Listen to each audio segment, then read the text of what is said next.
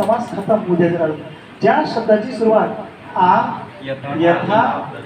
हे पाठच करतो आपण वर्गात आलो आणि याव म्हणजे काय आकांडा आमरण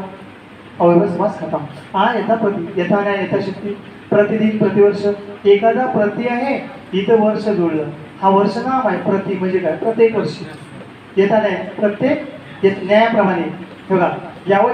जीव असेपर्यंत त्यावर चंद्र दिवस चंद्र सूर्य असेपर्यंत किंवा फारशी उपसर्ग हे काय झाले मग आता संस्कृत उपसर्ग भेटू शब्द आहे याच्या बाहेर समास नाही फारशी मध्ये काय असतं मग गैर बिन पर बे दर बेला अवयभाव समास